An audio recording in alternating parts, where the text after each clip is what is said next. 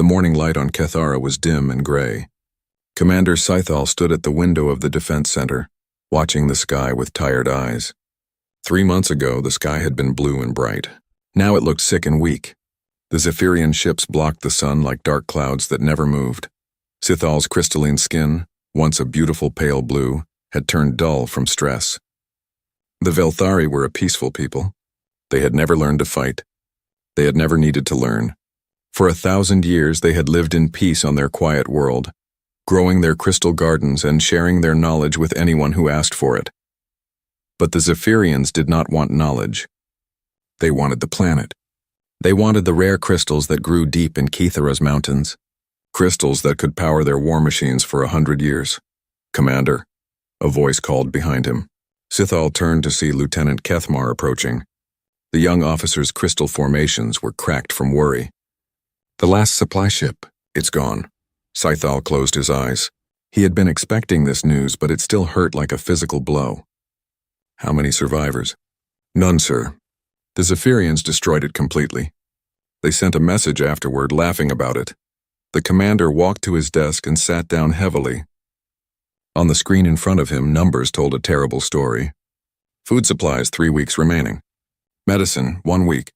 Energy reserves, 5 days. The blockade was working exactly as the Zephyrians had planned. "Sir, what about the other worlds? Haven't any of them responded to our calls for help?" Sethal shook his head sadly. "The Altarian Council sent their regrets. They say they cannot risk war with the Zephyrian Dominion. The Rigel Federation says the same thing.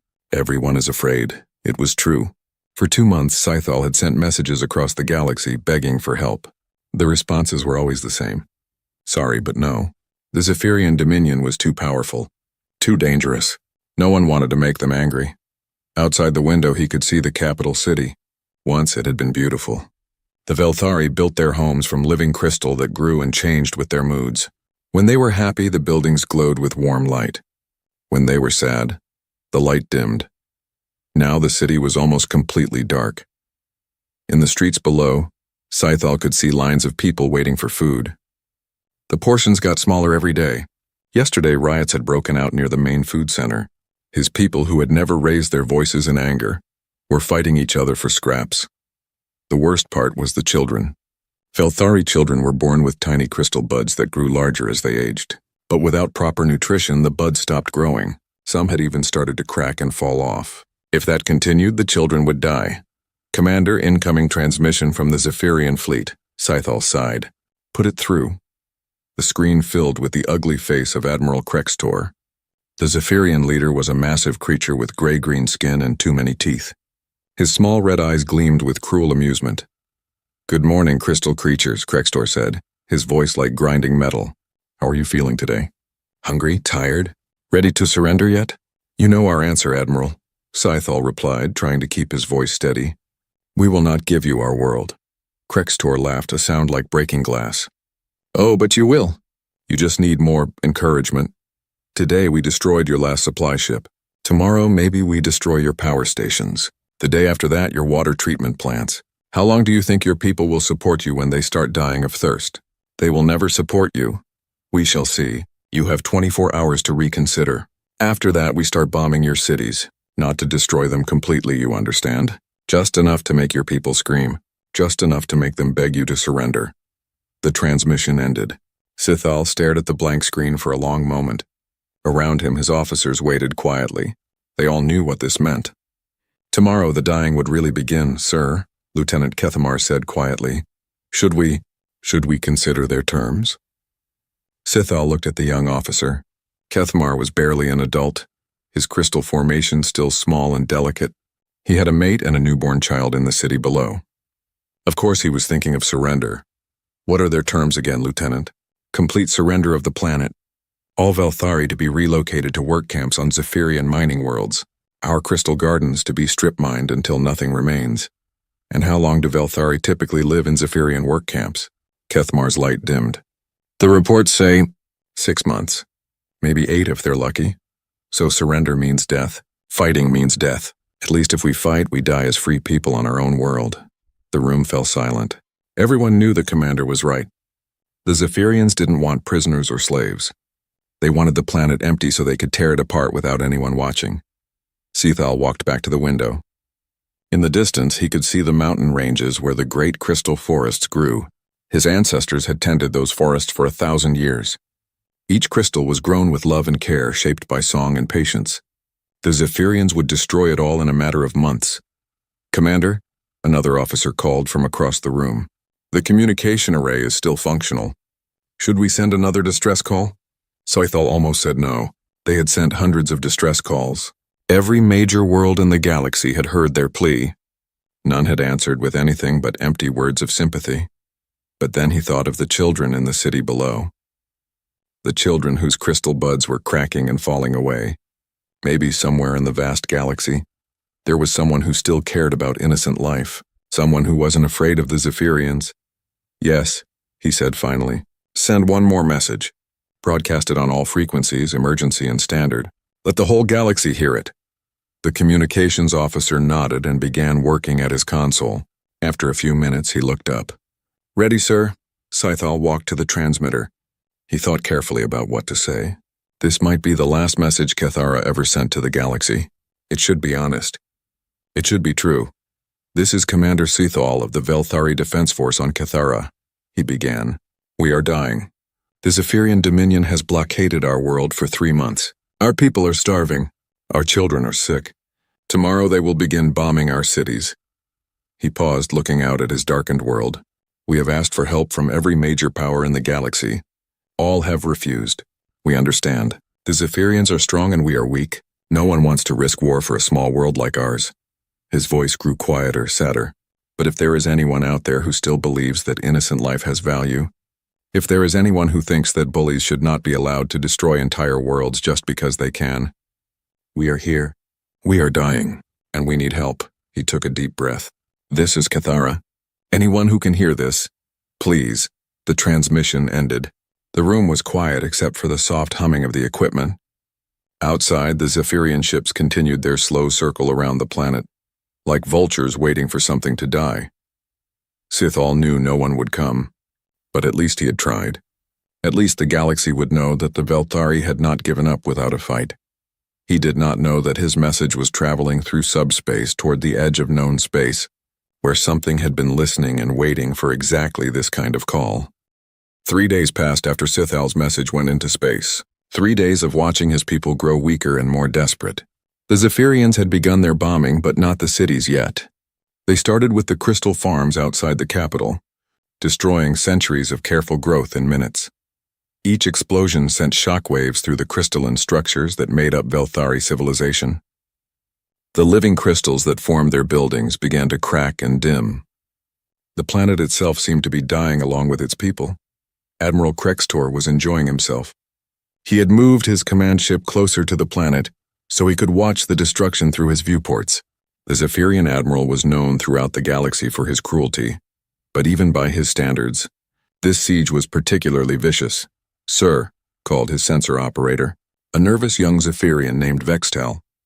"I'm detecting something strange on the long-range scanners." Krextor didn't look away from the planet below. Another crystal farm had just exploded in a shower of blue sparks. "Beautiful."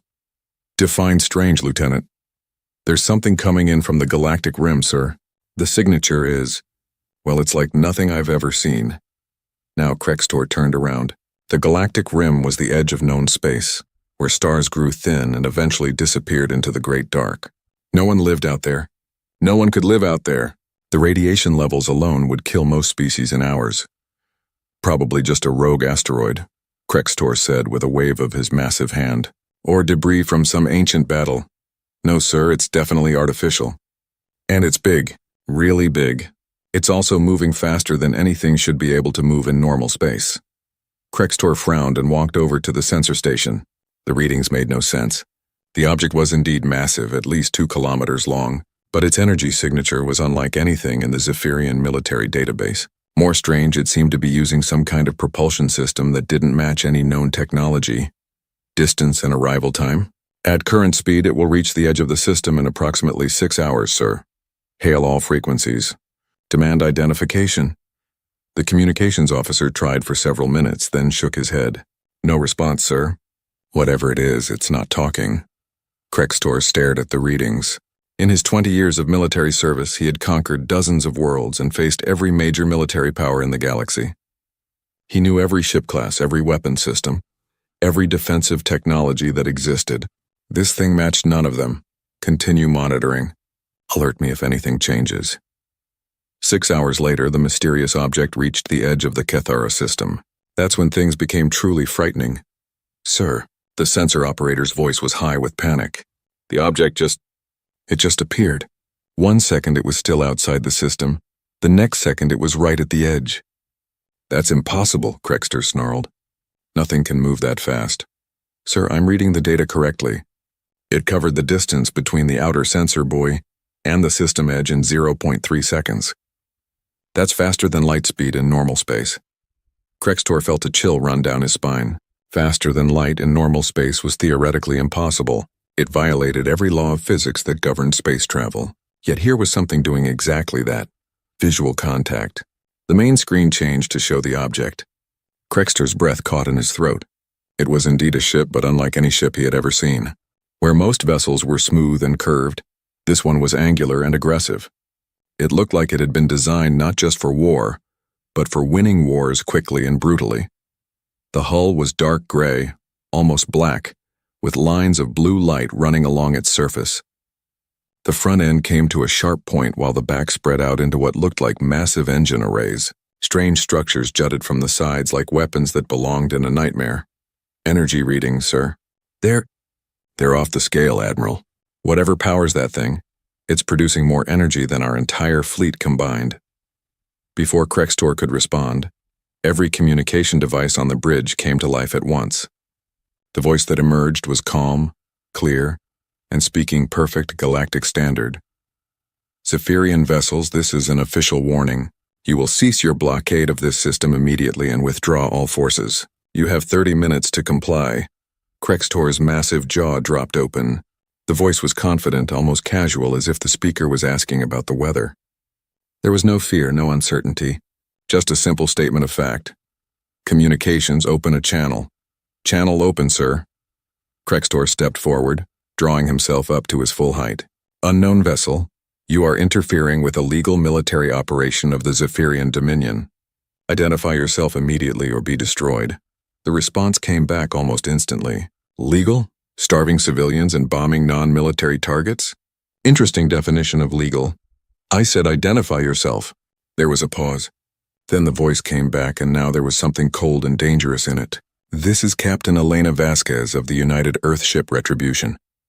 We received a distress call from this system. We're here to help.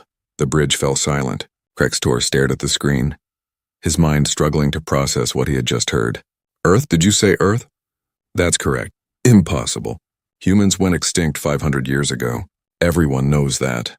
Reports of our extinction have been greatly exaggerated, Admiral. Now about that withdrawal. You have 27 minutes remaining. Krextor felt anger beginning to override his confusion. Even if this was somehow a human ship, humans had been primitive when they disappeared. Their technology had been barely above stone tools compared to modern galactic standards. One ship, no matter how big, could not threaten an entire Zephyrian battle fleet. Human, you are either insane or suicidal. I have 47 ships under my command, including 3 heavy battle cruisers. You have 1 ship? Do the math. We did. The math says this is going to hurt you a lot more than it hurts us. Then you've chosen death. All ships target the human vessel. Prepare to... The human captain's voice cut through his order. Admiral, before you do something you'll regret, you should know that we're not alone. Fleet Command, this is Retribution. Please announce your presence. Suddenly, the long-range sensors went crazy. Ship after ship began appearing at the edge of the system, each one materializing out of nothing just like the first one had. Within minutes, the sensors showed dozens of vessels, all similar in design to the Retribution but varying in size. Some were smaller, fast-looking ships that seemed designed for hunting. Others were massive, even larger than the Retribution, with weapon arrays that looked like they could crack planets. And still more kept appearing. How many? Krextor whispered. Sir, I count over 200 ships, and more are still arriving.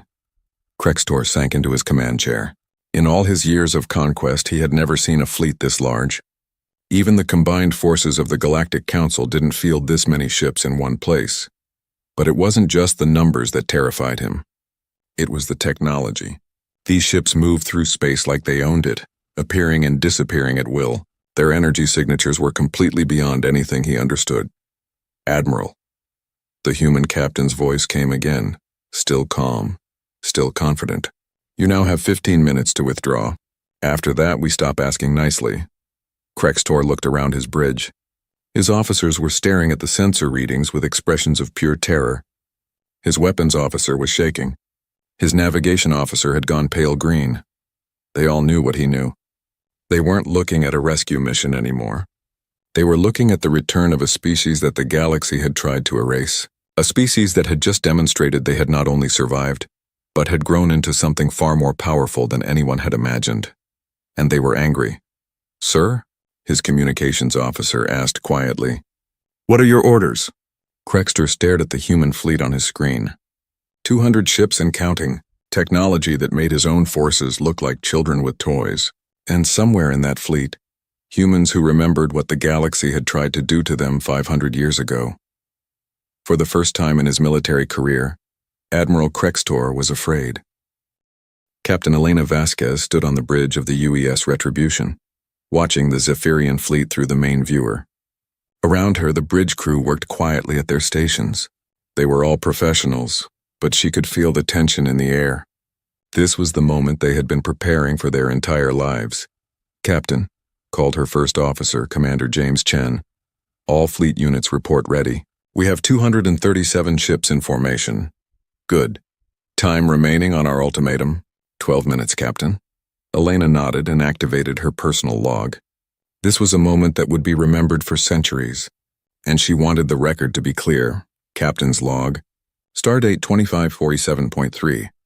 This is Captain Elena Vasquez of the United Earthship Retribution. After 500 years of exile, humanity has returned to known space. We are here in response to a distress call from the planet Cathara, whose people are being systematically murdered by the Zephyrian Dominion. She paused, looking out at the stars. I think it's time the galaxy learned what really happened to us all those years ago. The story began 5 centuries earlier, when humanity first developed faster-than-light travel and discovered they were not alone in the universe. The early contact with alien civilizations had been exciting at first. Humans were eager to learn, to trade, to find their place among the stars. But that excitement quickly turned to fear on the alien side. Humans learned too fast. They adapted too quickly. Within 50 years of first contact, human technology was advancing at a rate that terrified the established galactic powers. The Altarian Council had been the first to express concern. Humans, they said, were too aggressive, too unpredictable, too dangerous to be allowed free access to galactic civilization. The Rigel Federation agreed. So did the Centauri Alliance. Even the peaceful Andromedans, who rarely took sides in galactic politics, admitted that humanity made them nervous. It wasn't that humans were evil. It was that they were different. Where other species took centuries to develop new technologies, humans did it in decades. Where other species were content to stay within their established territories, humans wanted to explore everything. Where other species accepted limitations, humans asked, why not? The final straw came when human scientists began experimenting with dimensional manipulation technology. The alien powers decided that humanity had become too dangerous to ignore. The war that followed was brief, but devastating. Not because the aliens were particularly good at fighting, but because there were so many of them. Hundreds of species, thousands of worlds, millions of ships, all united by their fear of what humanity might become. Earth fell after 6 months of siege. The human colonies were overrun one by one, but the alien coalition made a crucial mistake. Instead of simply destroying humanity, they decided to be merciful. They would exile the humans beyond the galactic rim, to the empty spaces where no civilized species could survive. Let them die slowly in the dark, the Altarian Council had declared. Let them learn the price of thinking themselves above their betters. 2 million humans were loaded onto hastily built colony ships and sent into exile.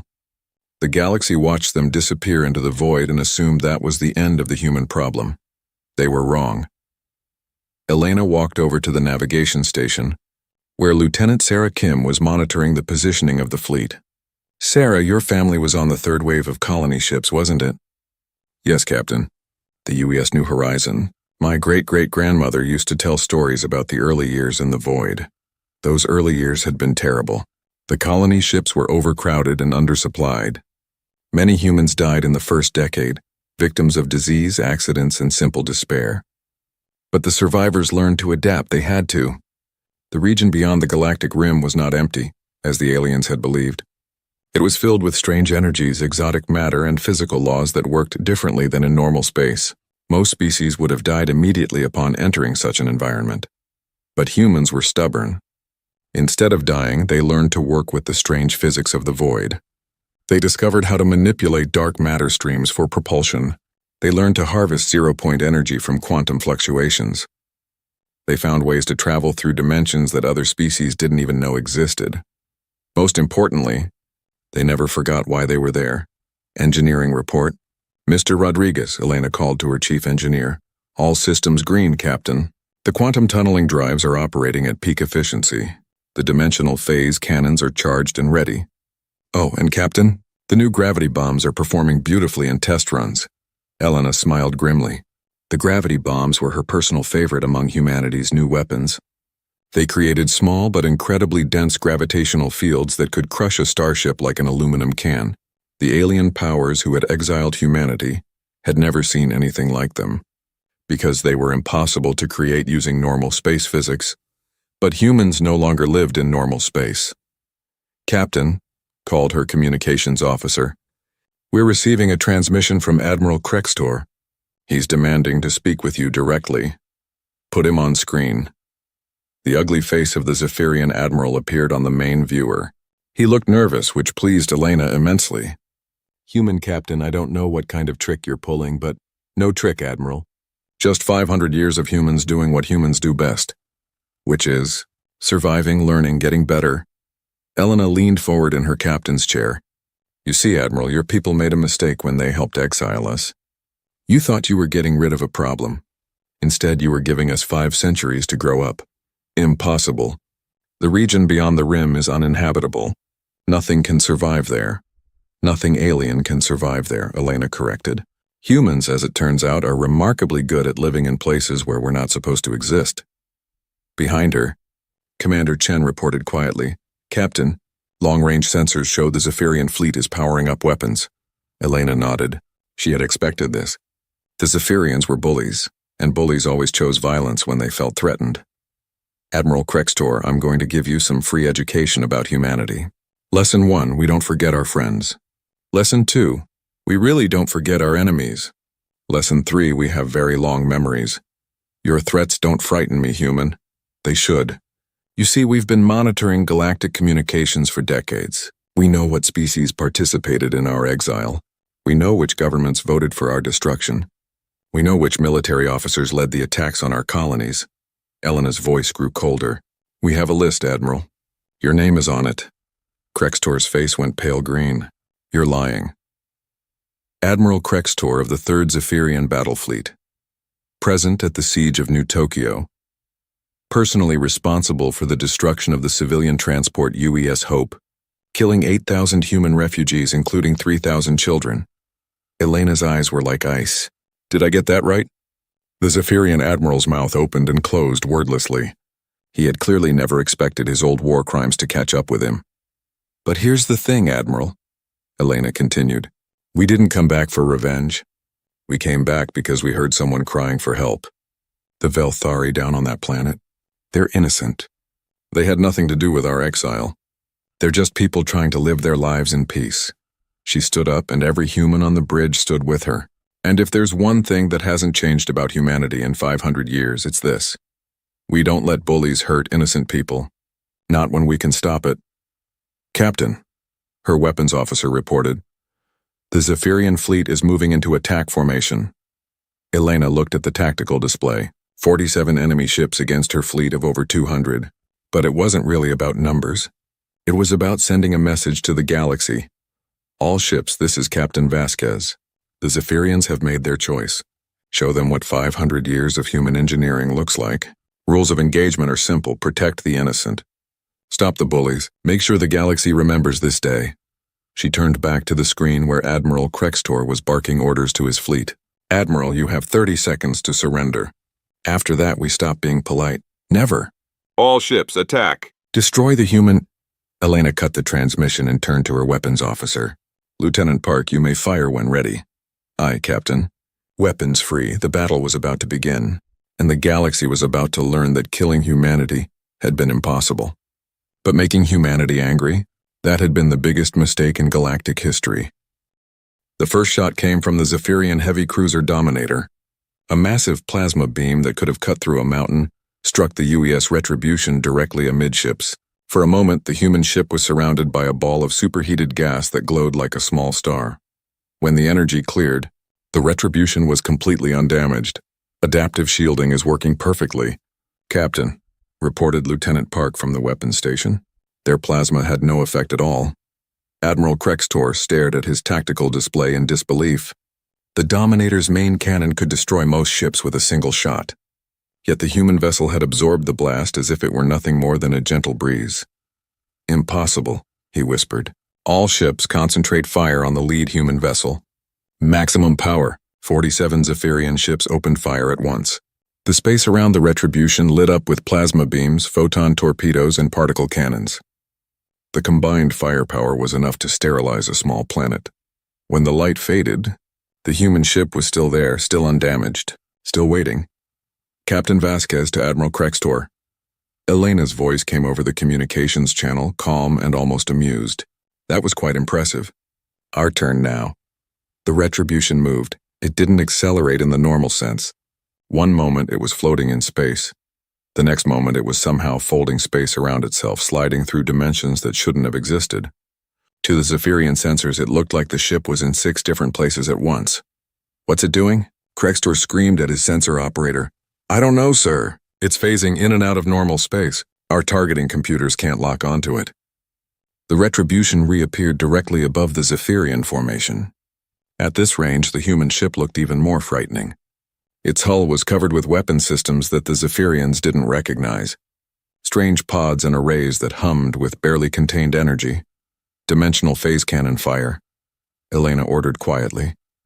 A beam of pure silver light lanced down from the Retribution. It passed through the shields of the Zephyrian destroyer Merciless as if they didn't exist and struck the ship's hull. For a moment, nothing seemed to happen. Then the destroyer simply came apart. Not in an explosion, but as if every molecule in the ship had suddenly forgotten how to stick to every other molecule. The entire vessel dissolved into component atoms that scattered like glitter in space. By the void, Krextor breathed. What kind of weapon was that? His answer came from Captain Vasquez. Phase-shifted exotic matter beam. It disrupts the strong nuclear force that holds matter together. We developed it about 50 years ago. Would you like to see what we invented last week? Before Krextor could respond, the rest of the human fleet moved into action, and what they did next made the destruction of the Merciless look gentle by comparison. The smaller human ships, the ones that looked like hunters, released clouds of tiny objects that moved like living things. These nano-swarm missiles spread out across the battlefield, each one no bigger than a grain of sand but packed with adaptive AI and molecular disassemblers. The swarms reached the Zephyrian ships and began to feed. They consumed hull plating, turned armor into dust, and dissolved weapon systems from the inside out. Within minutes, 3 Zephyrian cruisers were reduced to skeletal frameworks that could no longer maintain life support. Shields. Raise shields! Krextor screamed. They're not working, sir. The swarms are somehow passing through our shield frequencies. Because your shields are designed to stop energy and projectiles, Elena's voice explained pleasantly over the communications channel. Our nanoswarms exist partially in folded space. They're technically not in the same dimension as your shields. Meanwhile, the larger human ships were demonstrating weapons that were even more terrifying. One of them, a massive dreadnought called the UES Vengeance, released what looked like a black sphere about the size of a basketball. The sphere drifted toward a cluster of Zephyrian ships, moving slowly and seemingly harmless. When it reached the center of the formation, it activated. Gravity went insane. The sphere became a miniature black hole, but one that was somehow controlled and directed. Instead of pulling everything toward its center, it created a gravity gradient that stretched in specific directions. The Zephyrian ships caught in its field were pulled apart like taffy. Their hulls stretched and twisted until they snapped. 3 heavy cruisers died in as many seconds, crushed by forces that no normal ship could withstand. Controlled gravitational anomaly, Elena reported helpfully. We learned to make them by studying the physics near the galactic rim. Amazing what you can do when you're not limited by normal space-time restrictions. Krextor's fleet was falling apart around him. Ships that had taken decades to build were being destroyed faster than he could count them. His weapons were useless, his shields were worthless, and his enemies were using technology that made his own forces look like primitives with stone axes. "Sir," his communications officer called out, voice high with panic, "I'm detecting more human ships entering the system." "More? How many more?" "Dozens, sir. They're coming in from multiple vectors. Different classes, different sizes. Sir, I think this is just the advance force." Elena's voice came over the channel again. "Oh, you noticed our friends arriving?" "Yes, Admiral, this is just the beginning. We've been building ships for 500 years. Would you like to know how many we have now?" "How many?" Krextor whispered. "Enough. More than enough." The new arrivals were even more advanced than the first wave. Ships that seemed to be made of living metal, that changed shape as they moved. Vessels that existed partially in other dimensions, appearing solid one moment and ghostly the next. A few that seemed to be made entirely of energy, with no physical hull at all. One of the newcomers, a sleek vessel that looked like it was carved from a single piece of obsidian, moved toward the Zephyrian command ship. As it approached, Krextor could see that its hull was covered with symbols that hurt to look at directly. "Admiral," came a new voice over the communications channel. This one was different from Captain Vasquez. Older, colder, with an accent that suggested vast age and patience. "This is Admiral Sarah Chen of the UES Inevitable. I believe you knew my grandfather." Krextor felt his blood turn to ice. "Chen, Admiral Marcus Chen." "The same. He was at the defense of New Sydney when your grandfather led the assault. 12 million human civilians died in that attack. That was war." "Yes, it was. And this is justice." The Inevitable fired a single shot. Not a beam or a projectile, but something that looked like a ripple in space itself. The ripple washed over the Zephyrian command ship, and for a moment nothing seemed to happen. Then Krextor realized that his ship was aging. The hull plating was developing rust and corrosion at an accelerated rate. Electronic systems began failing as their components aged decades in seconds. Even the crew began to feel the effects, their movements becoming slower and more labored. "Temporal acceleration field," Admiral Chen explained. "Everything in the affected area experiences time at roughly 1,000 times normal rate. Your ship is now aging 1 year for every minute that passes. I estimate you have about 10 minutes before total system failure." Krextor looked around his bridge. His officers were already showing gray hair and wrinkles. The control panels were covered with corrosion. The life support systems were failing as their components aged beyond usefulness. "And stop," he screamed. "We surrender. We surrender." The aging effect ceased immediately. Krextor looked at his hands, which now appeared to be those of a much older Zephyrian. Around him, his bridge crew looked confused and elderly. "Captain Vasquez," Admiral Chen's voice came over the channel. "The enemy commander wishes to surrender." "I heard," Elena replied. "Admiral Krextor, you now have a choice. You can withdraw your remaining ships from this system and return to Zephyrian space. Your crews will be allowed to live, though they'll need some medical attention for the temporal effects. And if we refuse," Elena's voice became arctic, "then we finish what you started 500 years ago. But this time we'll be the ones doing the finishing." Krextor looked at his tactical display. Of his original 47 ships, only 18 remained operational. The human fleet had grown to over 300 vessels, with more arriving every few minutes. His weapons couldn't penetrate their defenses, his shields couldn't stop their attacks, and they had technology that violated everything he thought he knew about physics. It wasn't a battle anymore. It was a demonstration, a message being sent to the entire galaxy. We withdraw," he said finally. "Excellent choice. You have 1 hour to collect your survivors and leave the system. If we detect any Zephyrian ships in this region after that deadline, we'll assume you've changed your mind about surrendering." As the broken remains of the Zephyrian fleet began limping toward the system's edge, Elena turned to her communications officer. "Lieutenant Martinez, open a channel on all galactic frequencies. It's time the galaxy heard from humanity again." "Channel open, Captain."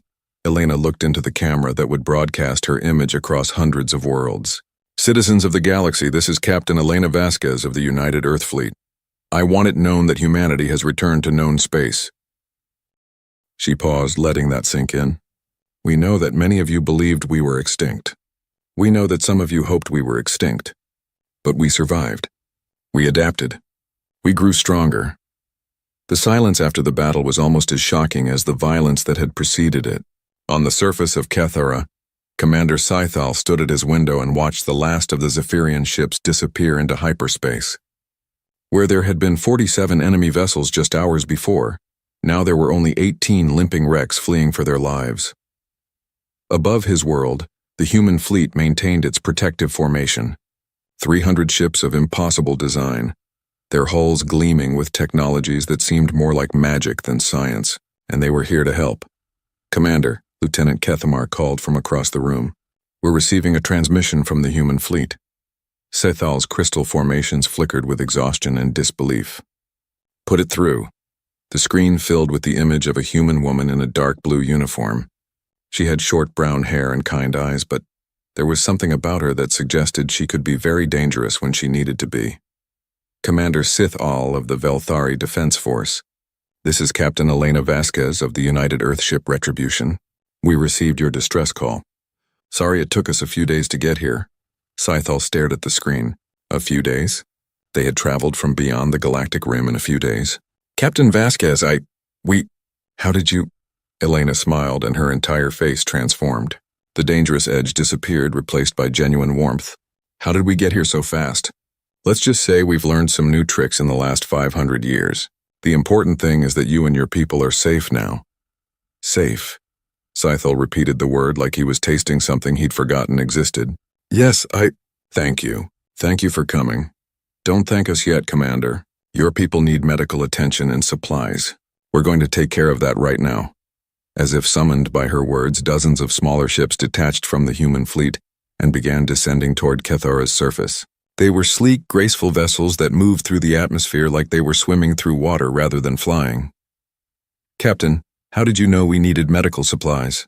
We scanned your planet when we arrived. Your people are suffering from malnutrition and stress-related illness. Your children in particular are in bad shape. Don't worry, we brought everything you need. The first human ship landed in the plaza outside the defense center with barely a whisper of sound. As Scythal watched through his window, a ramp extended from the vessel's side and humans began emerging. They were smaller than he had expected and more varied. Some were tall, some short, some dark-skinned, some light. They moved with purpose and efficiency, but also with something that the Velthari had almost forgotten existed. Hope.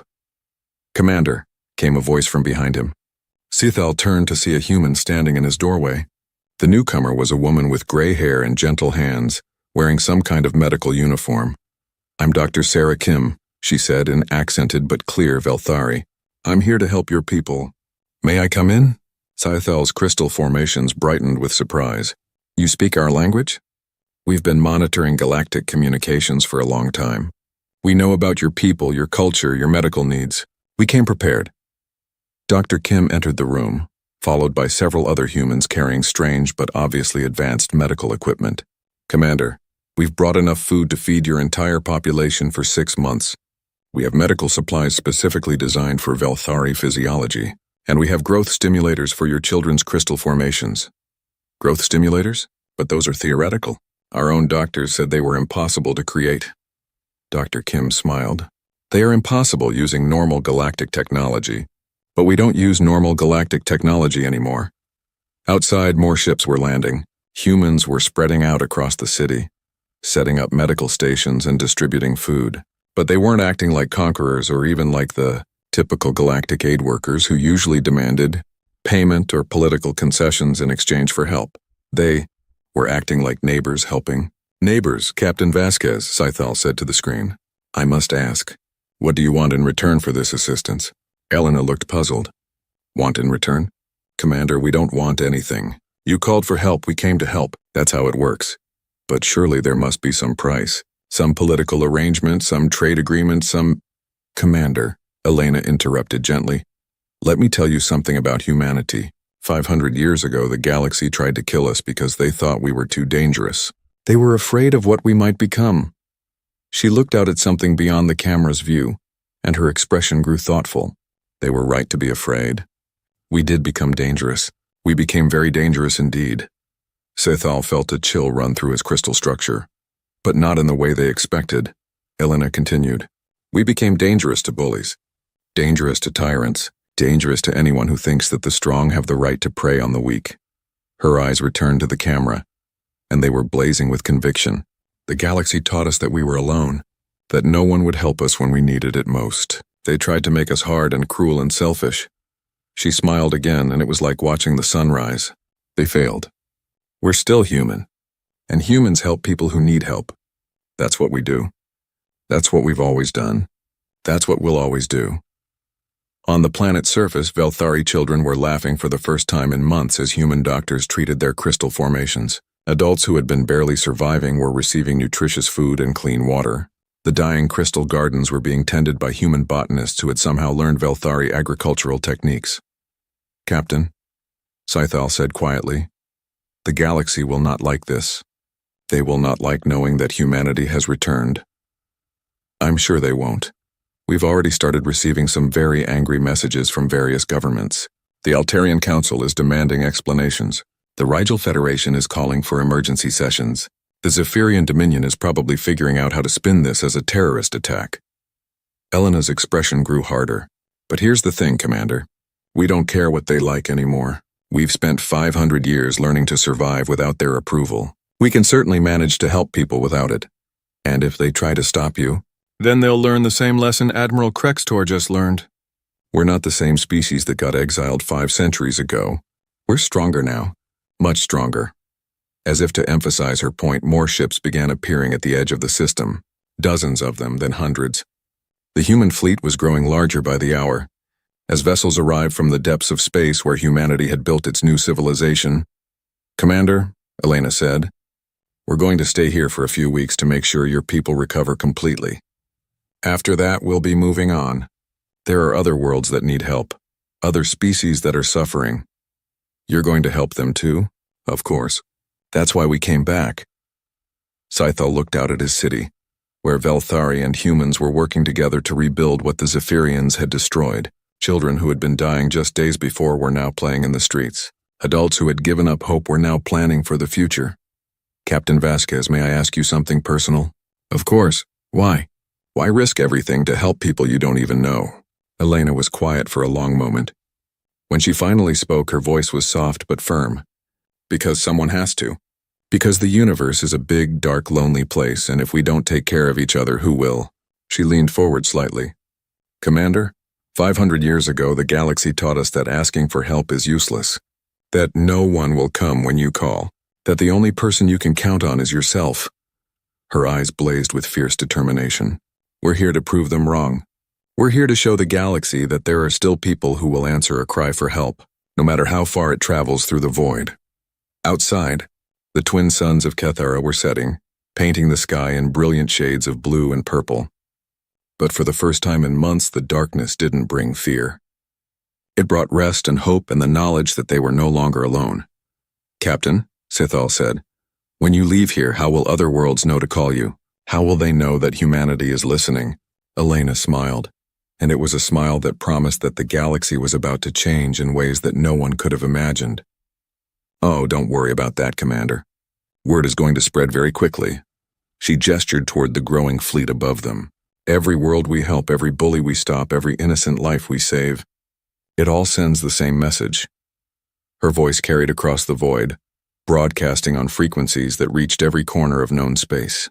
Attention, galaxy. This is humanity. We're back. We're listening. And if you need help... The transmission echoed through space, bouncing off communication relays and spreading from system to system. Soon every world in the galaxy would hear it. Every oppressed people, every suffering species, every innocent victim of tyranny and cruelty. Just call. We'll come. And in the depths of space, in dark corners where hope had long since died, people began to believe again that maybe, just maybe, someone was listening. Someone cared. Someone would... Commander Thrace stood on the bridge of the battlecruiser Dominion's Fist, and watched the view screen with satisfaction. Another world lay before them, ripe for conquest. The Velen system shimmered in the distance, its inhabited planet a blue-green jewel orbiting a yellow star. Intelligence reports said the Velens were traders and artists, not warriors. They had some defensive satellites and a few patrol ships, but nothing that could stand against the might of the Crithian Empire. This would be conquest number 48. 48 star systems in 30 years. And not a single defeat. The Crithian military machine was perfect. Unstoppable. Inevitable. Other civilizations saw the red and black ships emerging from hyperspace and knew their fate was sealed. Most surrendered within hours. The smart ones surrendered within minutes. Fleet status. Thrace commanded, his voice echoing across the bridge. First Officer KL checked his displays. All 23 vessels report ready, Commander. Shields at maximum. Weapons charged. The fleet awaits your order. Thrace allowed himself a small smile. 23 warships against a peaceful trading hub. It was more than enough. It was overwhelming. That was the Crithian way. They did not believe in fair fights. They believed in crushing superiority that broke the enemy's will before the first shot was fired. Take us in, Thrace ordered. Standard approach. We will give them one chance to surrender. The fleet moved forward as one. A wall of steel and fire. Each ship was twice the size of standard galactic vessels, armed with plasma cannons and missile batteries that could crack a moon. Their shields could withstand sustained bombardment from an entire planetary defense grid. In 30 years of conquest, only 3 Crithian ships had ever been destroyed, and those losses came from accidents, not enemy action. Kale's console beeped. He frowned at the display. Commander, we have a contact. Single vessel, directly in our approach vector. Size? Thrace asked. Frigate class, approximately. It is holding position between our fleet and the planet. Thrace felt a flicker of curiosity. One ship? Some brave fool had decided to make a stand. How pointless. How tragic. Identification? Identification. Identification. Kale worked his console, pulling data from their databases. His frown deepened. Unknown configuration, Commander. The hull design does not match any known species in our records. Wait. He tapped more controls. I am picking up a transponder signal. It identifies itself as a human vessel. UHSN. Indomitable. Human? Thrace tested the word. It felt strange on his tongue. I have never heard of them. Nor have I, Commander. There is no entry for humans in our conquest records or our intelligence files. That was unusual. The Crithian Empire kept detailed records of every spacefaring species in this region of the galaxy. If the humans were not in the database, they must be new to space travel. Primitives, perhaps, who had just recently developed hyperspace capability and thought themselves powerful. Scan their vessel, Thrace ordered. Let us see what these humans have brought to die with. The Dominion's fist's sensors washed over the human warship. Data flowed across Kale's screens. He studied it for a moment, then shook his head. Strange readings. Commander. Their hull is reinforced with some kind of composite armor. Dense.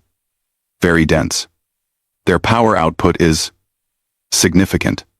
Higher than expected for a vessel that size. Shields? Active and stable.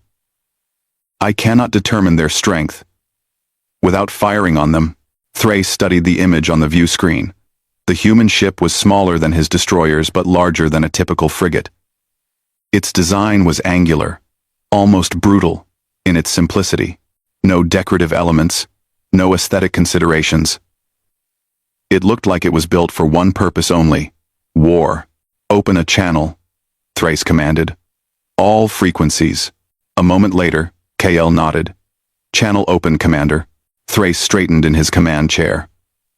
Attention, human vessel. You are in the path of the Crithian Imperial Fleet.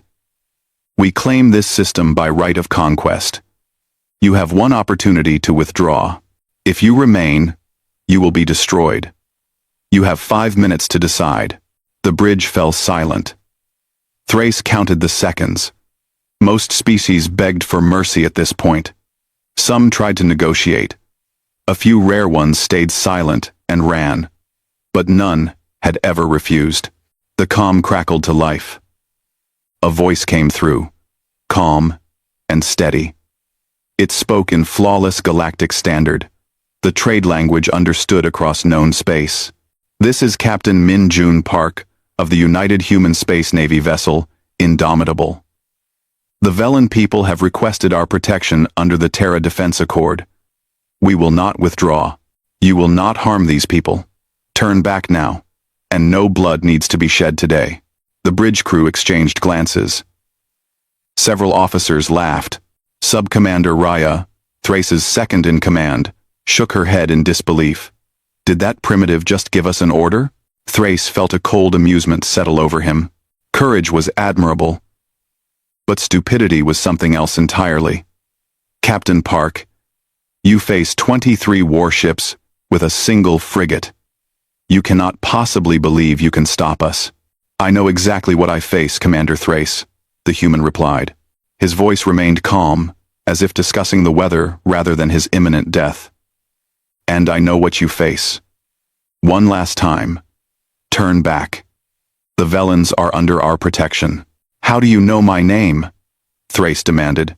We have been monitoring your communications since you entered the system. Your encryption is adequate, but not exceptional. That sent a ripple of concern through the bridge crew. Kale checked his console quickly. Commander, our communication security protocols show no breach. Then this human is lying, Rhea said. Perhaps, Thrace agreed. Or perhaps they are more capable than we assumed. He reopened the channel. Captain Park, you have courage. I respect that. But courage without wisdom is just suicide. I will give you one final chance. Withdraw now, and you may leave this system alive. There was a pause. Then the human spoke again, and this time there was something hard in his voice, something that made Thrace sit up straighter. Commander Thrace, I am going to say this once more, and I want you to understand me completely. I did not come here to negotiate. I did not come here to retreat. I came here to stop you. You will not pass. You will not harm the Velens. If you want to reach that planet, you will have to go through me. And I promise you, Commander, that will cost you more than you are willing to pay. Silence filled the bridge. Thrace felt something he had not experienced in years. Genuine surprise. This human was not posturing. He was not bluffing. He truly meant to fight. Well, Thrace said softly. Raya leaned forward. Orders, Commander? Thrace studied the human ship on the view screen. One vessel against 23. The outcome was inevitable. But something about the human captain's certainty bothered him. No one faced those odds without fear, unless they knew something their enemy did not. Weapons, Thrace ordered. Target the human vessel. Fire. The Dominion's fist shuddered as its plasma cannons unleashed their fury. Bolts of superheated energy crossed the void, each one powerful enough to vaporize a city. They struck the Indomitable dead center, and the human ship's shields held. Kale stared at his console, his eyes wide. Commander, their shields absorbed the full impact.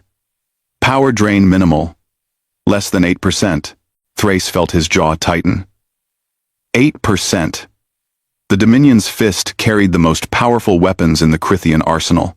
Those plasma cannons should have overloaded the human ship's shields completely, leaving it vulnerable for the killing blow. Instead, the Indomitable floated in space, apparently undamaged. All ships, Thrace commanded, concentrate fire on the human vessel. The fleet opened fire as one. The void lit up with brilliant streams of plasma. missiles trailing fire, and energy beams that could slice through battle armor. 23 warships unleashing everything they had on a single target. It was enough firepower to crack a small moon. The human ship vanished behind a wall of explosions. The bridge crew watched the view screen, waiting for the debris field, waiting for the inevitable destruction. The explosions faded. The Indomitable remained, shields glowing a soft blue but holding steady, still intact, still waiting. Impossible, Raya whispered. Before anyone could respond, the human ship moved. It did not retreat. It accelerated forward, directly toward the Crithian fleet. What is it doing? Kyle asked. The comm channel opened again. Captain Park's voice was still calm, but now it carried a weight that made Thrace's blood run cold. That was your warning shot. Here is ours. The Indomitable fired. A single projectile streaked across space, moving faster than anything Thrace had ever seen. It was not energy. It was solid matter, accelerated to incredible velocity. The round struck the destroyer Pride of Krithia amidships. The ship's shields flared, held for half a second, then collapsed like paper. The projectile punched through the armor plating, through the interior compartments, and out the other side. Atmosphere vented into space. The destroyer listed to one side, powerless, crippled in a single shot. "Report!" Thrace shouted. Kale's hands flew over his console. "The Pride is heavily damaged, Commander. Their main reactor is offline. Hull breaches on 7 decks. They are requesting immediate assistance." "What kind of weapon was that?" Raya demanded. "Kinetic accelerator," Kale said, his voice shaking slightly. "A railgun, I think. But the velocity. Commander, nothing should be able to accelerate matter that fast. The energy requirements alone. Can our shields stop it?" Thrace interrupted. Kale hesitated. "I do not know, Commander. Our shields are designed to dissipate energy weapons against solid projectiles at that velocity. I cannot say for certain." Thrace watched the human ship. It was still advancing, moving into the heart of his fleet formation. What kind of captain charged into 23 enemy vessels? What kind of species built ships that could withstand concentrated fire and then strike back with such precision? "All ships, attack formation Delta," Thrace ordered. "Surround that vessel. Concentrate all fire. If we cannot break its shields, we will drain them through sustained bombardment." The fleet moved to comply. Warships broke from their formation, spreading out to encircle the human vessel. It was a standard Crithian tactic, one they had used dozens of times.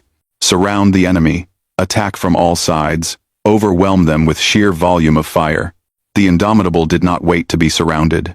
It dove beneath the Crithian formation, rolling through space with an agility that should have been impossible for a ship its size. As it moved, its weapons fired. Not the massive railgun, but smaller point defense systems. Bright streams of projectiles filled space, intercepting every missile the Crithians launched. Not some missiles. All of them. Every single one was destroyed before it could reach its target. "Their targeting systems?" Kale said, awe creeping into his voice. "Commander, their accuracy is beyond anything in our database. They are tracking and destroying missiles that are designed to evade point defense." A Crithian cruiser, the Sword of Victory, moved to intercept the human ship. Its captain was brave. Thrace would give him that. The sword came in close, plasma cannons blazing. The human vessel's shields flared but held. Then the Indomitable rotated and fired. Not the railgun. Energy weapons this time. Bright blue beams that sliced through space with surgical precision. The beams cut through the sword's shields like they were not even there. They carved into the cruiser's hull, targeting specific points. The engine section exploded. The weapons arrays went dark. In 3 seconds, the Sword of Victory became a drifting wreck. 2 ships down, Raya reported, her voice tight. "Commander, we need to reassess. Continue the attack!" Thrace roared. He would not retreat. He would not run from a single enemy vessel, no matter how advanced. The Crithian Empire did not flee. The Indomitable moved through the fleet like a predator among prey. It did not fight like any opponent Thrace had ever faced. Most species tried to keep their distance, to use long-range weapons and stay safe behind their shields. The human ship did the opposite. It moved into close range, where every weapon could reach it, where it should have been most vulnerable, but it was not vulnerable. Its shields held against everything the Crithians threw at it. Its point defense systems created an impenetrable barrier against missiles and torpedoes, and its own weapons struck with devastating accuracy, always targeting the most critical systems: engines, weapons, shield generators. The human captain was not trying to destroy the Crithian ships.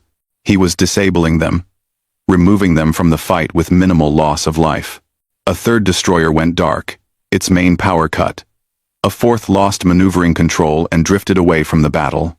A fifth took a railgun round to its bridge, and though the ship survived, its command crew did not.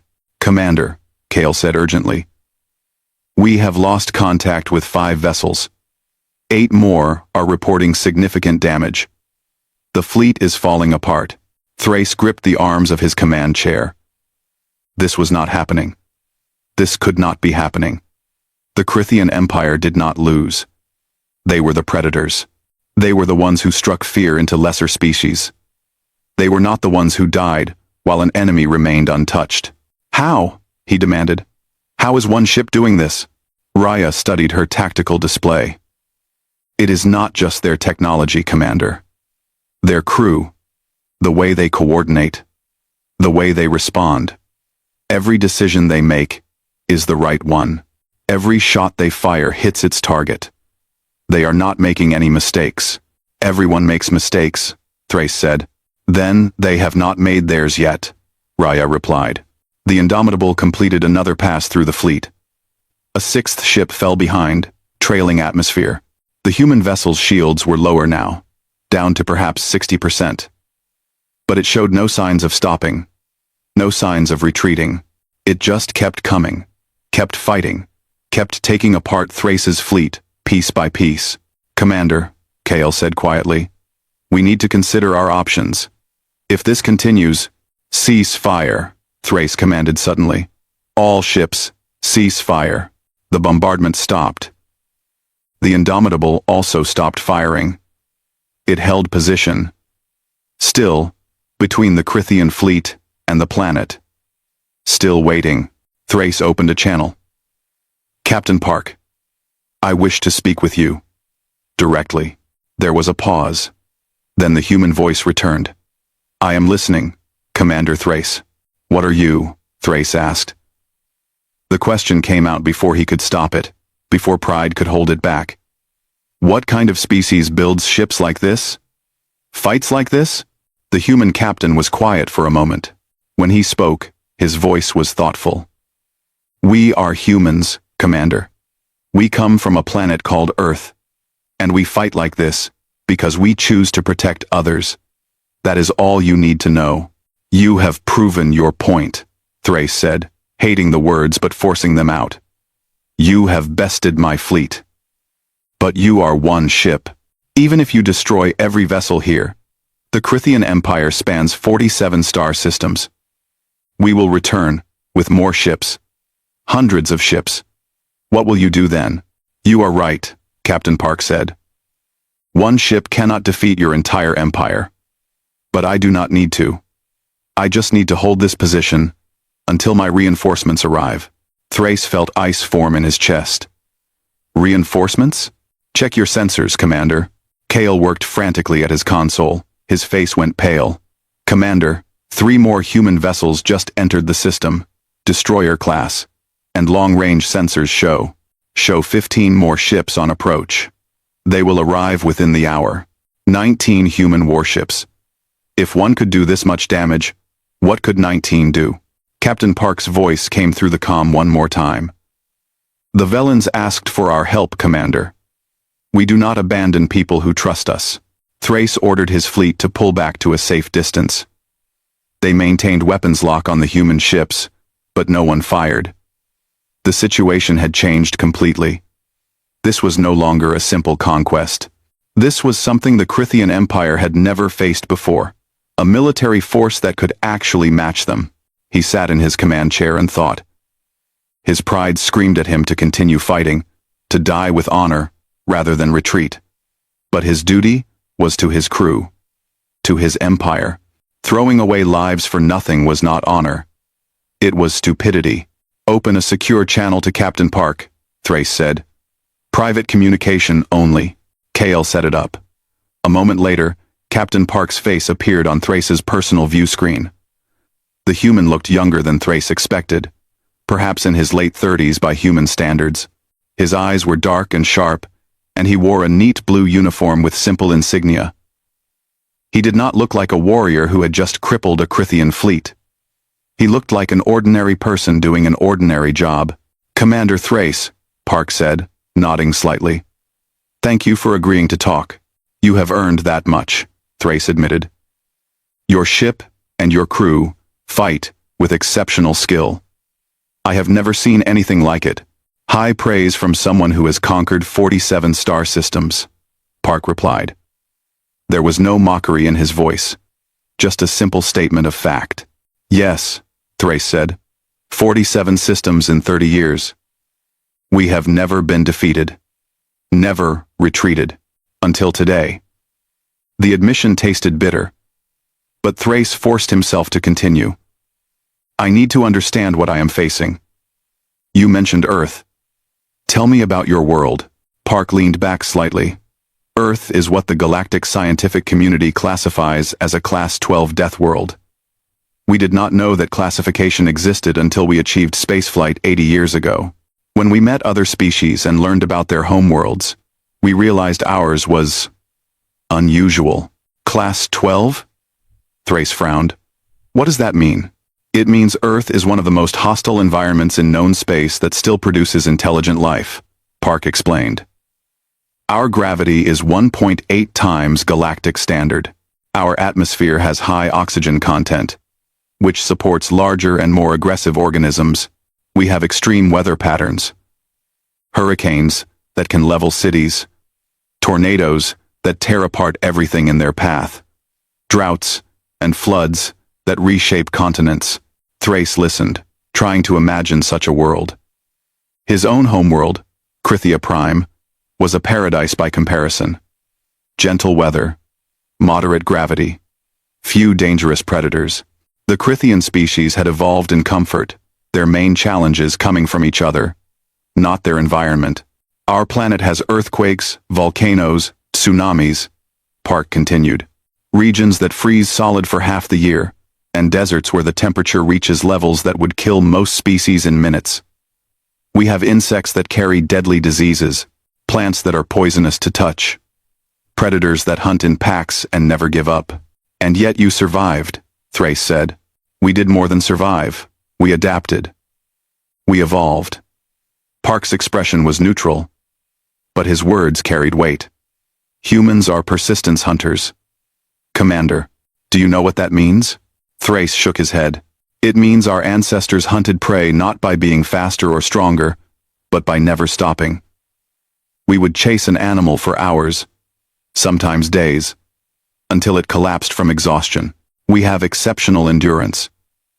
We can regulate our body temperature through sweating, which lets us run in heat that would kill other predators. We can survive injuries that would be fatal to most species and keep fighting. Thrace felt something cold settle in his stomach. Your entire species evolved for war. No, Park said firmly. We evolved for survival. War is something we learned later, from each other. But yes, our evolutionary traits make us effective soldiers. High endurance, strong pain tolerance, ability to function under extreme stress, pattern recognition that lets us learn enemy tactics quickly. And most importantly, we developed pack bonding. We form intense, loyal attachments to our groups, our tribes, our nations. We will die for each other, without hesitation. That explains your crew's coordination, Thrace said. They fight as one unit. They do. Park agreed. And they fight with the understanding that retreat is not an option when lives depend on us. The Velans asked for our protection. We gave them our word. To humans, a promise like that is sacred. Thrace studied the human captain. Your world made you into warriors. But the Crithian Empire has numbers. We have 47 star systems. Thousands of ships. Millions of soldiers. You said yourself that one ship, even 19 ships, cannot defeat an empire. That is correct, Park said calmly. So what happens now? Thrace demanded. You hold this system. We retreat. Then what? We both know this is not over. The Crithian Sovereign Council will not accept this defeat. They will send more ships. Eventually, you will be overwhelmed. Park was quiet for a moment. Then he said, Let me ask you a question, Commander. Why does the Crithian Empire conquer? The question caught Thrace off guard. We conquer. Because we are strong. Because we can. It is our right. Is it? Park's voice remained neutral, but his eyes were hard.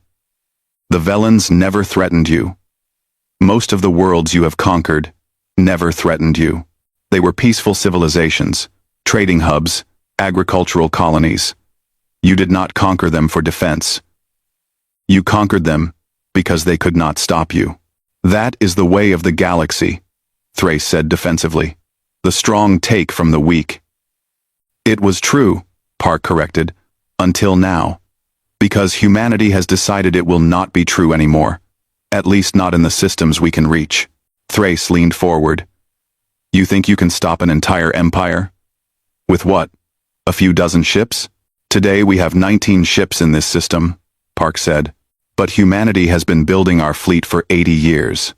We have 247 warships currently in service. Another 112 under construction.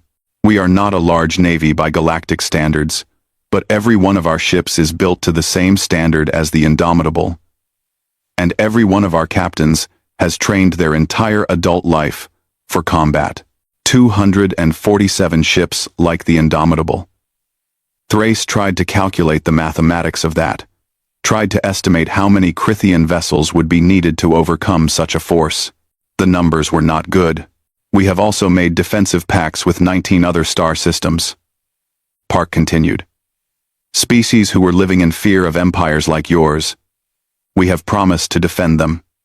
And we will. Every system you attack from this point forward, you will find human warships waiting. We will be the wall you break against, Commander Thrace.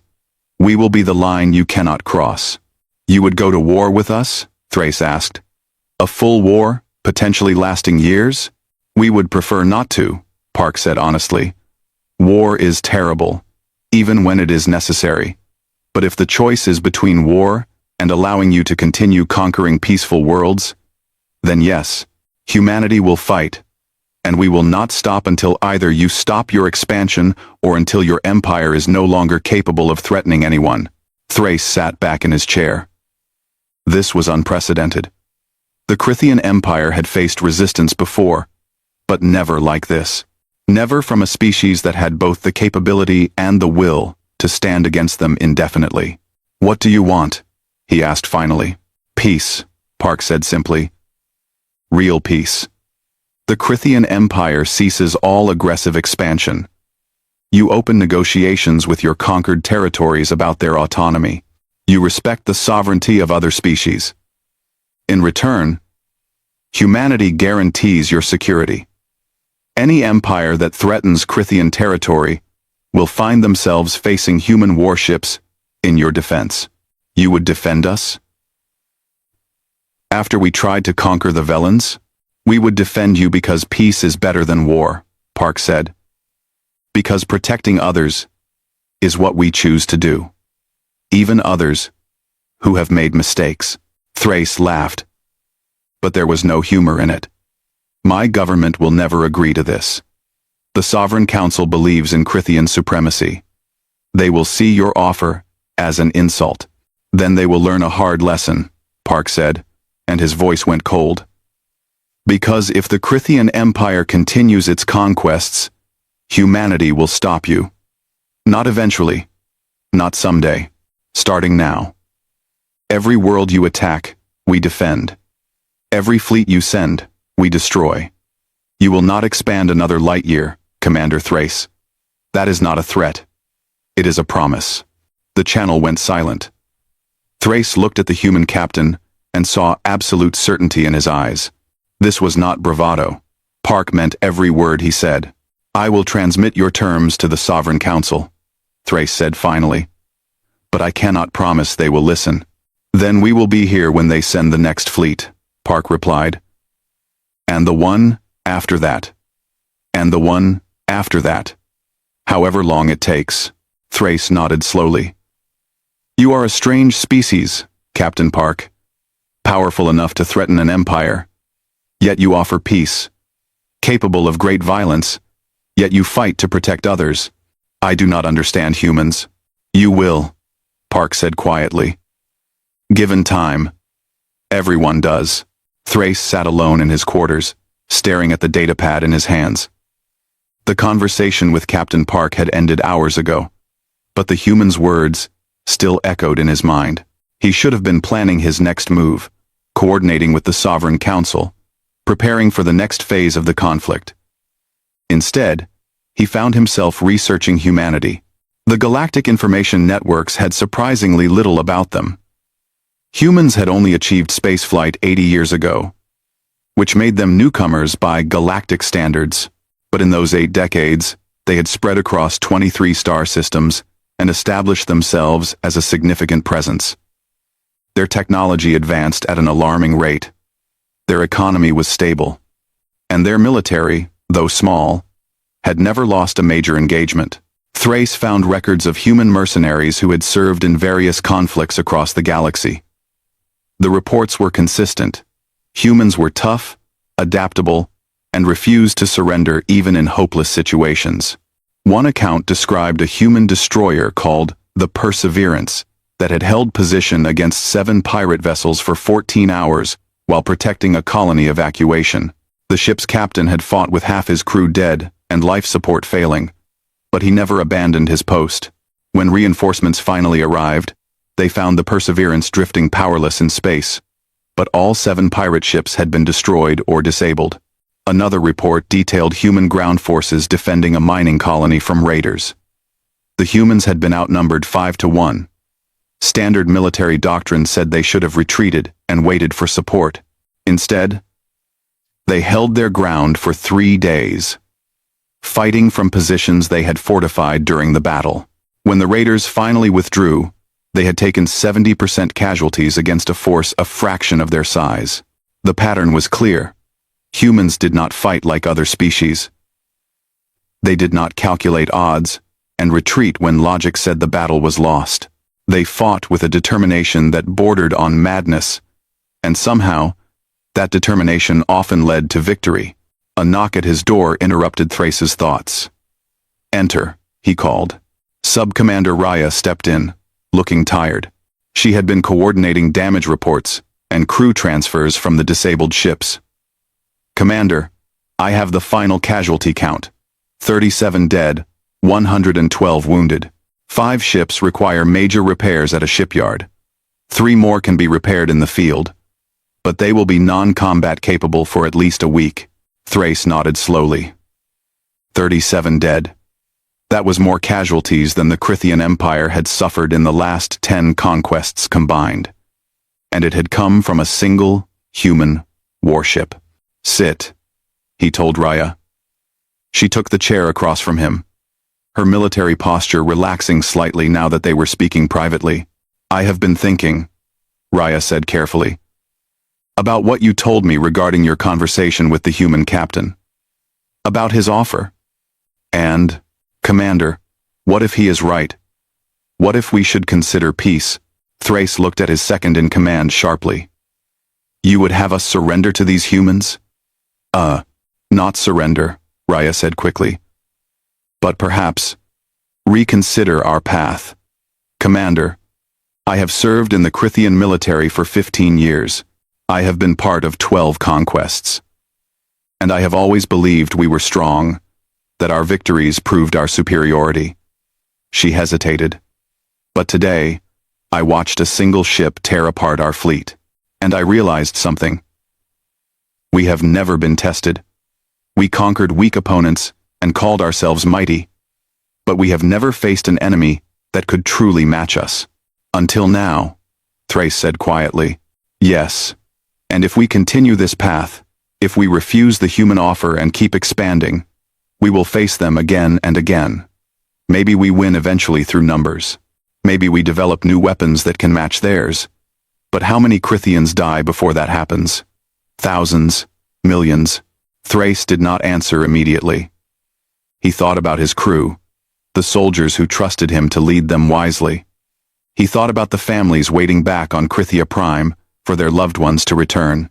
And he thought about the 37 who would never return. The Sovereign Council will not accept peace terms from a species they see as inferior, Thrace said finally. They will demand we continue fighting. Then perhaps the Council needs to see what we saw today, Raya replied. Perhaps they need to understand what we are actually facing. Before Thrace could respond, his comm unit chirped. It was Kale from the bridge. Commander, we have an incoming transmission from Krithia Prime. The Sovereign Council wishes to speak with you. Immediately. Round. Fedian Telper. One sign on Kama. Route it to my quarters, Thrace said. He looked at Raya. Stay. They should hear from both of us. The view screen on Thrace's wall activated. 5 faces appeared. The members of the Krithian Sovereign Council. Chancellor Vorik, the head of the council, spoke first. His face was hard, his eyes cold. Commander Thrace, we have received your preliminary report. Explain to us how a single enemy vessel defeated an entire Krithian fleet. It did not defeat us, Chancellor, Thrace said carefully. But it did force us to reconsider our approach. The human warship, we do not care about the details of your failure, Vorik interrupted. We care about results. You were sent to conquer the Velen system. You have not done so. This is unacceptable. Thrace felt his jaw tighten, but he kept his voice level. Chancellor, with respect, the situation has changed. The humans are not a weak species we can easily conquer. They have advanced technology, skilled crews, and most importantly, the will to stand against us indefinitely. If we continue to pursue aggressive expansion into their sphere of influence, we will face a war we may not win. Are you suggesting the Krithian Empire should fear these humans? Another council member demanded. I am suggesting we should respect them, Thrace replied. There is a difference. The human captain has offered peace terms. They will guarantee our security if we cease our conquests and— Enough! Vorik's voice cracked like a whip. The Krithian Empire does not negotiate with inferiors. We do not accept terms from species who dare to stand in our path. You will return to Krithia Prime immediately. We will send another fleet, a larger one, and a commander who understands that retreat is not an option. Chancellor, that would be a mistake, Raya interjected. I witnessed the battle firsthand. Sending more ships against an enemy we do not fully understand is— You are dismissed, Sub-Commander, Vorik said coldly. This discussion is for command-level officers only. Raya's face flushed with anger, but she remained silent. Thrace felt his own frustration building. The council was making decisions based on pride, not tactical reality. Chancellor Vorik, Thrace said, keeping his voice calm through sheer force of will. I have commanded Krithian forces for 20 years. I have led successful campaigns across a dozen systems. I am telling you, as an experienced military officer, that the humans represent a genuine threat. If we ignore that threat, many Krithians will die. Then they will die with honor. Vorik replied. Better that than live with the shame of retreat. Commander Thrace, you have 48 hours to return to Krithia Prime. You will be reassigned. The Velen conquest will be completed by someone with more determination. The transmission ended. Thrace stared at the blank screen, his mind racing. They are going to get thousands of people killed, Raya said quietly. All because they cannot admit we might have made a mistake. Thrace stood and walked to the viewport. Outside, he could see the human warships holding position around the Velen planet. 19 vessels, each one as capable as the Indomitable. And more coming, Captain Park had said. Hundreds more. KL, Thrace said into his comm unit. Secure channel to the human flagship. Tell Captain Park I need to speak with him again. Privately. A few minutes later, Park's face appeared on Thrace's screen. The human captain looked curious, but wary. Commander, I thought your government would need time to consider our offer. They have considered it. Thrace said. They rejected it. The Sovereign Council is sending another fleet. A larger one. They intend to overwhelm your forces through sheer numbers. Park's expression did not change. I see. Then we will meet them when they arrive. More people will die, Thrace said. Crithians and humans both. That is for your government to decide, Commander. No. Thrace said firmly. It is for me to decide. I am the one who gives the orders that send my people into battle. I am the one who writes letters to their families when they do not come home. And I will not do that again for a war that serves no purpose except satisfying the Council's ego. Park studied him carefully. What are you saying, Commander Thrace? Thrace took a deep breath. What he was about to do would be considered treason by the Crithian Empire. He would be dishonored, possibly executed. But he thought about his crew. He thought about all the soldiers who would die in a pointless war. And he made his choice. I am saying that I will not lead my fleet against you again, Thrace said. I will return to Krithia Prime as ordered. I will report to the Council. And I will tell them, officially and publicly, that any further attacks on human-protected systems will result in catastrophic casualties. I will make it clear that this war cannot be won through simple force. They will relieve you of command, Park said. Probably. But maybe, just maybe, some members of the Council will listen. And even if they do not, I will have done what I could to prevent unnecessary death. Park was quiet for a moment. Then he nodded slowly.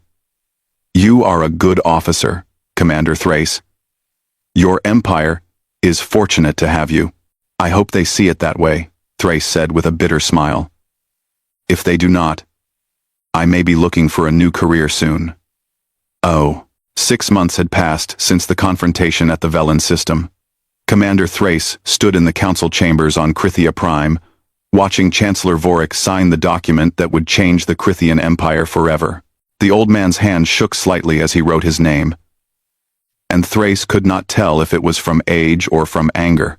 The document was called the Indomitable Accords, named after the human warship that had stopped the Crithian fleet.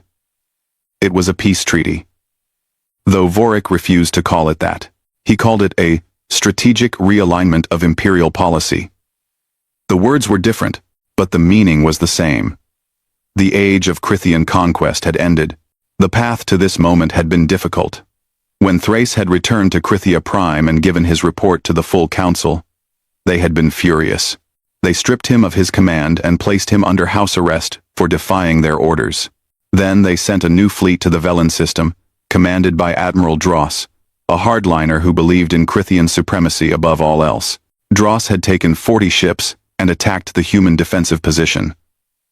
When it was over, 11 Crithian vessels were destroyed, 19 more were crippled, and Dross himself was dead. The humans lost 2 ships, damaged, and 0 crew deaths. They had fought with precision and control, disabling enemy vessels whenever possible, but defending themselves with lethal force when necessary. After that disaster, the Council had no choice but to listen. They released Thrace from arrest and asked him to negotiate with the humans on their behalf. The talks had taken months, with both sides making concessions. The final agreement was more generous than Thrace had expected. The Crithian Empire would cease all aggressive expansion immediately. They would open negotiations with each of their 47 conquered systems, allowing those worlds to choose independence, federation status, or continued membership in the Empire with full representation in the Sovereign Council. Most chose independence. Some chose federation. A few, surprisingly, chose to remain as full members, though now they had voices in government. In return, humanity guaranteed the security of Crithian space. Any external threat to the Empire would be met by human warships fighting alongside Crithian forces. The humans also provided access to some of their technology, particularly in defensive systems and medical science, and they offered trade agreements that would help the Crithian economy transition from conquest-based expansion to peaceful commerce. The most important part of the accords was simple. The Crithian Empire acknowledged the sovereignty of all spacefaring species and agreed to resolve disputes through negotiation rather than force. Vorik finished signing and set down the pen. He looked at Thrace with cold eyes. Satisfied? Commander? This was never about my satisfaction, Chancellor, Thrace replied. It was about the survival of our people. We could have fought them, Vorik said quietly. We could have built more ships, developed new weapons. We might have won, eventually. And how many would have died? Thrace asked. Thousands? Millions? For what? So we could continue conquering worlds that never wanted to be part of our empire? Vorik did not answer. He simply stood and walked out of the chamber, his shoulders bent under the weight of his pride's defeat. Sub-Commander Raya, who had been standing silently by the wall, approached Thrace. She had been promoted to commander after the council realized they needed officers who understood the new reality the Empire faced. The human delegation is waiting in the reception hall. Captain Park requested to speak with you privately, before the public ceremony. Then I should not keep him waiting, Thrace said. He found Park standing by a window in the reception hall, looking out at the Crithian capital city. The human captain wore his dress uniform, dark blue with simple silver insignia. He turned when Thrace entered, and offered a small smile. Commander Thrace. Congratulations on the treaty. Your people will benefit from peace. Will they? Thrace asked, unable to keep the bitterness from his voice. Half the council sees this as surrender. Many Crithians believe we have been humiliated. Give them time, Park said. People need time to adapt to change. In a few years, when they see the benefits of peace, when they trade with other species as equals rather than conquerors, they will understand. You sound very certain of that. I am, Park replied. Because we have seen it before. Humanity fought terrible wars against itself for thousands of years. We nearly destroyed our own world several times. But we learned eventually that peace is more valuable than victory. That cooperation is stronger than domination. Your people will learn the same lesson. Thrace moved to stand beside Park at the window. Can I ask you something? Of course. When you blocked our path at Velen, when you faced my entire fleet with a single ship, were you afraid? Park considered the question. Yes. I was terrified. My crew was terrified. We knew we might die that day. Then why did you do it? Thrace demanded. Why risk your life for strangers? The Velens were nothing to you. You owed them nothing. They asked for our help. Park said simply. That was enough. You see, Commander, humanity learned something important about ourselves over the centuries.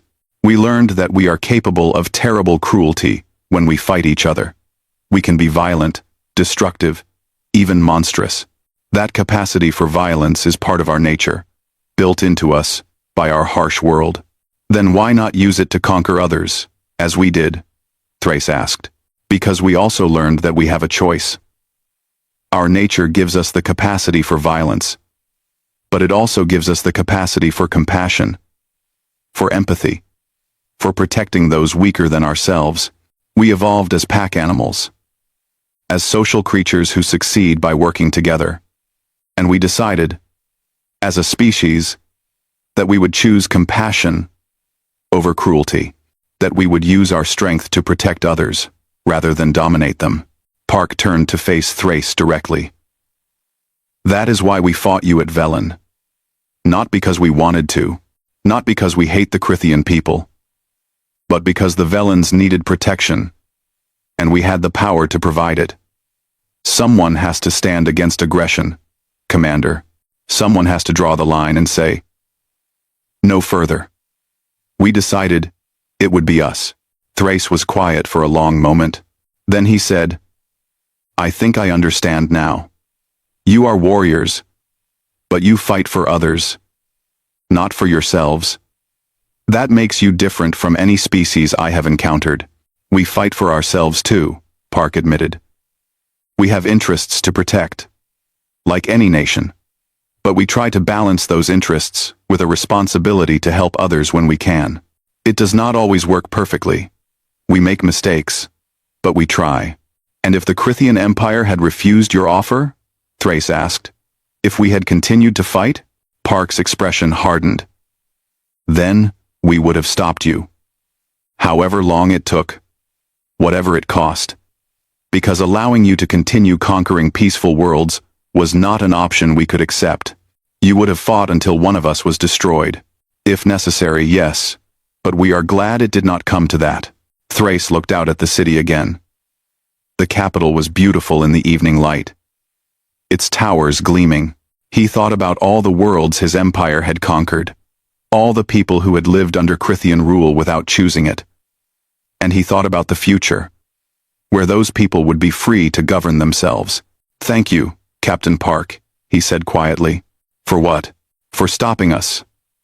I could not see it at the time, but you did my people a service. You forced us to look at what we had become, to question whether conquest was really strength, or just bullying those weaker than ourselves. Park put a hand on Thrace's shoulder briefly. You did the hard part, Commander. You were willing to change your mind when presented with new information. You put your people's welfare above your pride. That takes real courage. The Crithian Empire is lucky to have officers like you. A chime sounded, indicating the public ceremony was about to begin. Park moved toward the door, then paused. One more thing, Commander. If you ever need anything, if the transition to peace proves difficult, contact me. Humanity remembers its friends. Even former enemies? Thrace asked with a slight smile. Especially former enemies, Park replied. They make the best friends, in our experience. They already know our capabilities, so there are no surprises later. The ceremony was brief. Leaders from both species spoke about the importance of peace and cooperation. The galactic news networks covered it extensively. Within hours, the Indomitable Accords were the most discussed topic across known space. Other aggressive empires watched nervously. Peaceful civilizations celebrated, and many species began reaching out to humanity, asking if they too could be included in the Terra Defense Accord. A year later, Thrace stood on the bridge of a new Crithian vessel, the Peaceful Dawn. It was not a warship, but a diplomatic courier, carrying Crithian ambassadors to various systems to establish trade relationships. Thrace had been reassigned from military service to the diplomatic corps, a position he had not expected but found surprisingly fulfilling. Raya stood beside him, now serving as his executive officer. Together, they watched the stars stream past as they traveled toward their next destination. Do you ever miss it? Raya asked quietly. The military life, the conquests. Thrace thought about the question. He remembered the thrill of victory, the pride of commanding a powerful fleet. But he also remembered the faces of his crew when he had to tell them friends had died. He remembered the 37 casualties from the battle at Velen. And he remembered standing on burning worlds, watching civilizations forced to submit to Crithian rule. No, he said finally. I do not miss it. This is better. Harder in some ways, but better. The comm system activated. A familiar voice came through. Crithian vessel, Peaceful Dawn. This is Captain Park of the UHSN Indomitable. We are on patrol in this sector. Just wanted to say hello. Thrace smiled and opened the channel. Captain Park, it is good to hear from you. All is well? All is well. Safe travels, Commander. And to you, Captain. As the channel closed, Thrace looked out at the stars and thought about how much had changed. The Crithian Empire had conquered worlds with ease, spreading across the galaxy with nothing to stop them. Until a human warship had blocked their path. Until a species from a death world had looked at them and said, "No further." Until someone had cared enough about strangers to fight for them. The galaxy was different now. Better, Thrace thought. And the Crithian people were learning what it meant to be part of a community rather than rulers of an empire. It was a good change. Even if it had taken a human warship to make it happen.